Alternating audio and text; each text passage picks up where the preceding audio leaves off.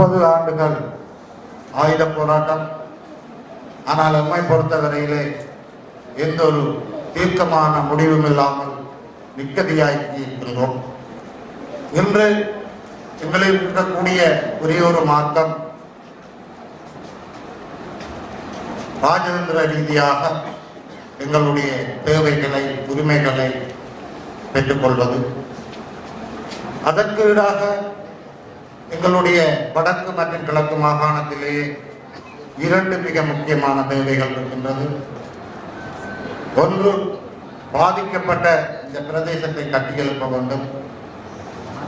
அடுத்தது, இந்த இலங்கை திருநாட்டிலே நாம் இந்த யுத்த காலங்களுக்கு முன்பாக எங்களுடைய தமிழ் சமூகம் கல்வியிலே அல்லது இந்த அரசினுடைய உயர் பதவிகளிலே என்ன நிலையில் இருந்தோமோ இன்று படிப்படியாக ஒன்றுமே இல்லாத ஒரு நிலைமை ஏற்பட்டிருக்கிறது.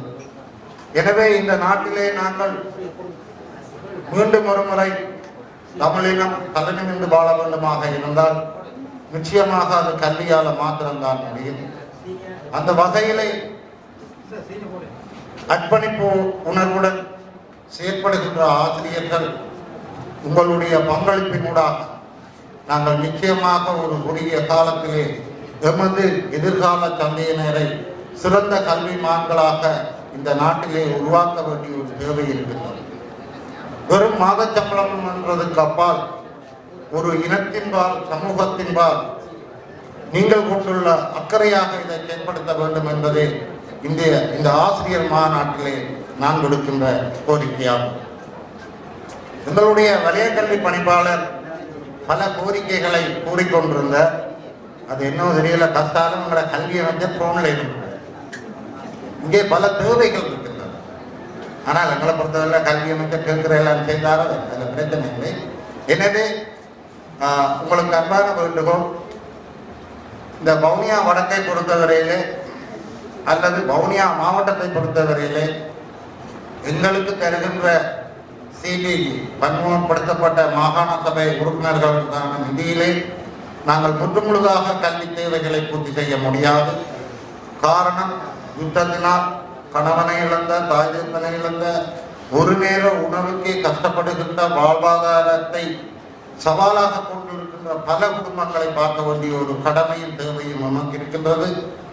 அப்படி இருந்தும் கூட 2014ஆம் ஆண்டிலே என்னுடைய நிதியினூடாக 5,80,000 ரூபாய், 2015ஆம் ஆண்டிலே 17,75,000 ரூபாய், 2016ஆம் ஆண்டிலே 27,40,000 இவராக இந்த 3 ஆண்டுகளிலே எனது மாகாண சபை நிதியினூடாக 50,95,000 ரூபாயை இந்த கல்வி தேவைகளுக்காக, கல்வி திணைக்களங்களுக்காக இந்த வவுனியா மாவட்டத்திலே ஒதுக்கி இருக்கின்றேன் என்பதை நான் இந்த சந்தர்ப்பத்திலே கூறிக்கொள்ள விரும்புகின்றேன்.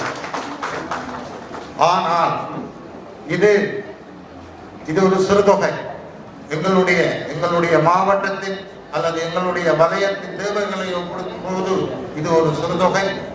எனவே கல்வி அமைச்சருக்கு நான் ஒரு பணிவான வேண்டுகோள், அதனை விட வலய கல்வி பணிப்பாளர்கள் மற்றும் கோட்ட கல்வி பணிப்பாளர்கள் மற்றும் அதிபர்களுக்கு ஒரு வேண்டுகோள், உங்களுடைய தேவைகளை நாங்கள் நிச்சயமாக பிஎஸ்டி ஊடாக செய்ய முடியும். எங்களுக்கு கஷ்டங்களை புரிந்து கொள்ளக்கூடிய அமைச்சரவர்களும் தேவைகளை நிறைவேற்றக்கூடிய செயலாளர் மற்றும் பணிப்பாளர்கள் இருக்கின்றார்கள். எனவே உங்களுடைய ப்ரொபோசல்களை வலய கல்வி பணிமனையின் ஊடாக நீங்கள் மாகாண கல்வி பணிமனைக்கு அனுப்பியவர்களாக இருந்தால் நிச்சயமாக உங்களுடைய தேவைகளை பூர்த்தி செய்வதற்கு நான் நினைக்கிறேன் அமைச்சர் சிரிக்கிறார், ஏன் என்ன மாட்டி விடுறேன் என்று. இருந்தாலும் நிச்சயமாக நாங்கள் செய்யக்கூடியதாக இருக்கும் என்பதை கூறிக்கொண்டு